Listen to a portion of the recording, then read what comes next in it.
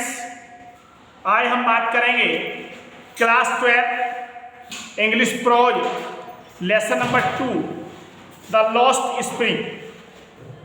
The lost spring is a good lesson written by Anish Jung.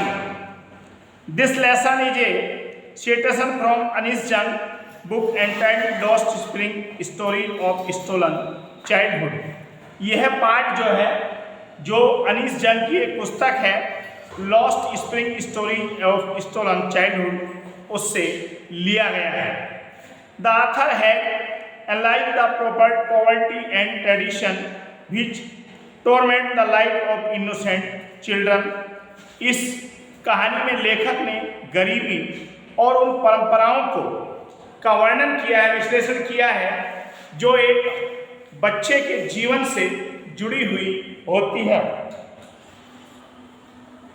Weather he a Saheb of Seemapuri of Mukesh of Firozabad. यह कहानी फिरोजाबाद के सीमापुरी एक साहब की है।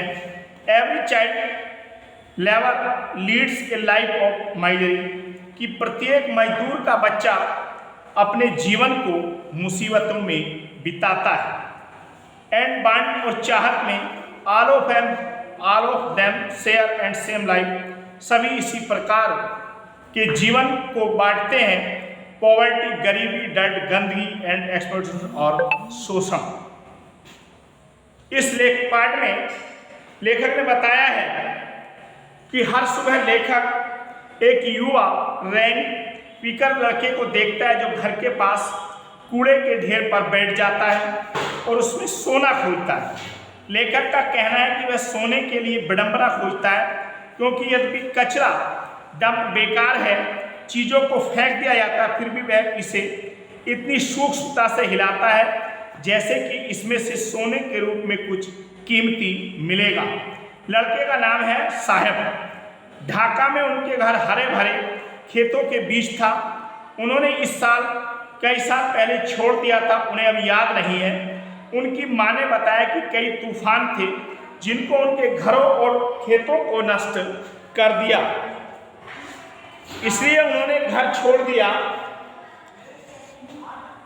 और सोने की तलाश में शहरों में शिफ्ट हो गए। लेखक फिर कहता है कि बड़े शहर में सोने की तलाश, जहां सोना कुछ कीमती चीज़ों को संदर्भित करता और उनके गृहनगर में उपलब्ध नहीं थी। बच्चों के लिए जूते, पैसे, बैग आदि जैसी चीज़ें और भोजन, कपड़े, आश्रय उनके माता पिता के लिए जीवित रहने के साधन के रूप में।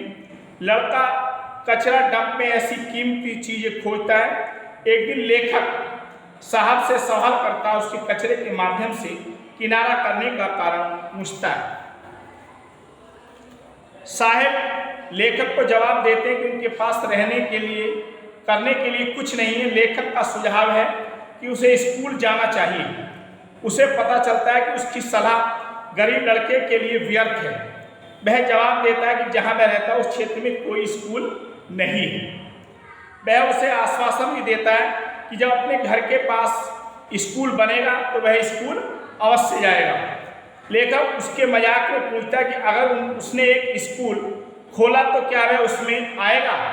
साहब कहते हैं कि वह स्कूल लेखक के स्कूल में शामिल होंगे और कुछ दिनों के बाद वह उनसे पूछने के लिए उनके स्कूल जाने के लिए तैयार हो गए। लेखक ने जवाब दिया कि स्कूल बनाने में बहुत समय लगता है, इसे झूठा वादा करने में हमें शर्म महसूस हुई। उसने इसे मजाक के रूप में कहा था, स्कूल खोलने का कभी इरादा नहीं किया था, लेकिन इसलिए उसे खुद पर शर्म महसूस हुई।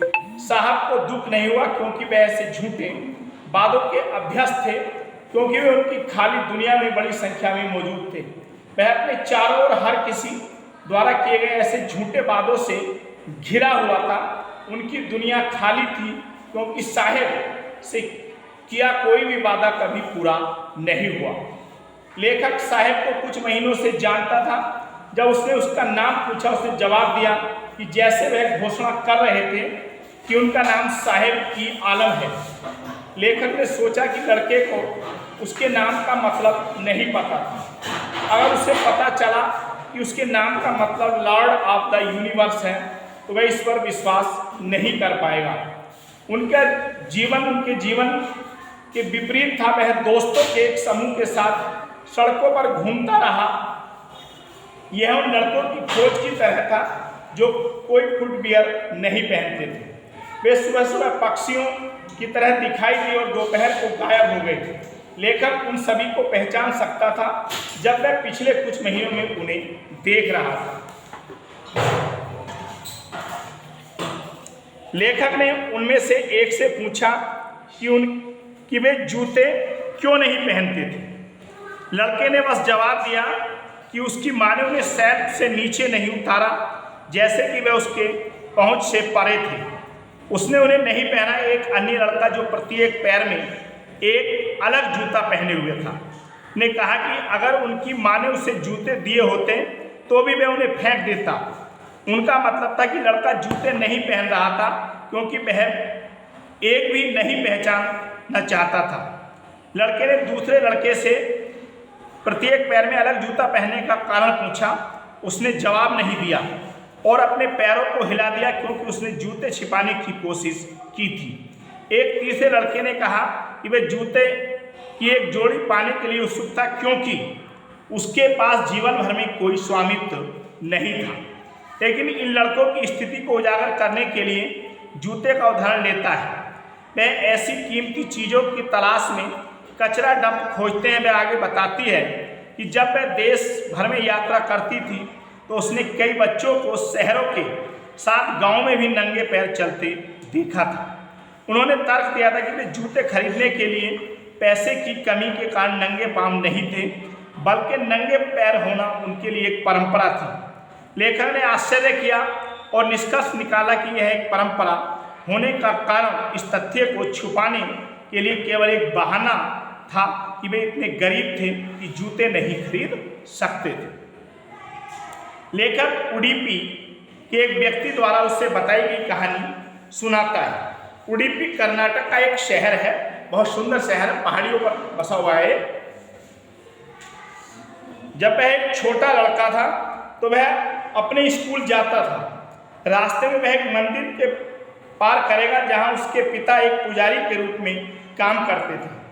वह मंदिर में रुकता और भगवान से प्रार्थना करता कि वह उसे एक जोड़ी जूते भेंट करे। 30 साल बाद लेखक ने शहर और मंदिर का दौरा किया। वह जगह लगभग खाली थी। नया पुजारी मंदिर के पिछवाड़े में रहता था। लाल और सफ़ेद रंग की प्लास्टिक की कुर्सियों को वहां रखा गया था। एक जवान लड़का दौड़ता हुआ आया। उसने ग्रे रंग की स्कूल यूनिफॉर्म, मोजे और जूते पहने हुए थे। उसके कंधे पर एक स्कूल बैग लटका था। उसने उसे बिस्तर पर फेंक दिया और भाग गया। लेखक कहना चाहता है कि पिछले 30 वर्षों में मंदिर में पुजारी की वित्तीय स्थिति पर सुधार हुआ। अब वह इन बच्चों के लिए जूते खरीद सकता था। उसे एक और लड़का याद दिलाया गया जिसे एक जोड़ी जूते मिले। उन्होंने देवी से प्रार्थना की कि उनके पास जो जूते हैं उन्हें कभी न खोए। देवी ने उनकी प्रार्थना मंजूर कर ली क्योंकि लड़के ने कभी अपने जूते नहीं खोए। इसमें हमें पता चलता है कि वंचितों को किसी भी चीज़ का मूल्य मिलता है जो उन्हें मिलता है क्योंकि वे इसके लिए तरस रहे हैं। लेखक उस क्षेत्र का वर्णन करता है जहां कूड़ा बीनने वाले लड़के रहते हैं। सीमापुरी दिल्ली के बाहरी इलाके में स्थित देश की एक राजधानी से बहुत अलग थी। 1971 में जब ये कूड़ा बीनने वाले बांग्लादेश से चले आए थे तब यह इलाका बंजर भूमि था। सीमापुरी अभी भी एक बंजर भूमि थी, लेकिन अब यह खाली नहीं थी क्योंकि लगभग 10,000 कूड़ा बीनने वाले लोग कीचड़ से बने ढांचे में रहते थे। सीमापुरी दिल्ली का एक ऐसी जगह है जहाँ सबसे ज़्यादा झुग्गी झोपड़ी है और सबसे ज़्यादा गंदगी इसी मोहल्ले में रहती है। सीमापुरी जो है दिल्ली में बेटा।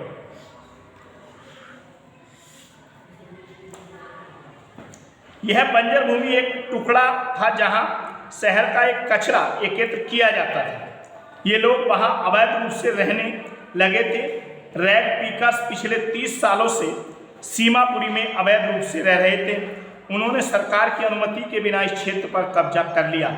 क्षेत्र के राजनेताओं ने उन्हें राशन कार्ड और मतदाता पहचान पत्र प्रदान किए। उन्होंने इस राशन कार्डों के माध्यम से अपने परिवार के लिए अनाज मिला और बदले में उन्होंने उस राजनेता के पक्ष में अपना वोट डाला जिन्होंने उनकी मदद की थी। लेखिका ने फटी साड़ी पहनने वाली महिलाओं के एक समूह से पूछा कि वे ढाका में अपना घर क्यों छोड़ आए हैं। उन्होंने जवाब दिया कि वे अगर अपने परिवार की भूख को संतुष्ट करने में सक्षम थे और रात को अच्छी तरह से सोते थे तो वे ढाका में अपने खेतों की तुलना में सीमापुरी में रहने के लिए खुश थे जो बर्बाद हो गए और उन्होंने कोई भोजन नहीं दिया। ये लोग भोजन की तलाश में यात्रा करते थे और जहाँ कहीं भी यह मिलते वे स्थायी घर स्थापित करते और वहीं रहने लगते थे। उनके बच्चे वहाँ बढ़ते रहे और धीरे धीरे उन्होंने अपने माता पिता को जीवित रहने के साधनों में मदद करना भी शुरू कर दिया। सीमापुरी में रहने वालों के लिए अस्तित्व का स्थान कूड़ा बीनना है। जैसा कि वे कई वर्षों से कर रहे थे, वे कूड़ा उठा के प्रशिक्षित हो गए और उन्होंने इसे अच्छा किया। कचरा बीनने वालों के लिए कचरा सोने जैसा कीमती था। इन परिवारों ने कचरों के ढेरों की तलाशी ली और उन चीज़ों को प्राप्त किया जो अपने भोजन के लिए बेची। वे फटे हुए क्षतिग्रस्त चादरों को इकट्ठा करते थे जिनका उपयोग उनके घरों की छत को ढकने के लिए किया जाता था। ये उन्हें अच्छी तरह से कवर नहीं करते थे लेकिन फिर भी कुछ सामान प्रदान करते थे। बच्चों के लिए कचरों के ढेर जीवित रहने के साधन से अधिक थे। ठीक है, ये आपकी होगी। इस बार जो है क्या बोलते बंद कर दो इसको।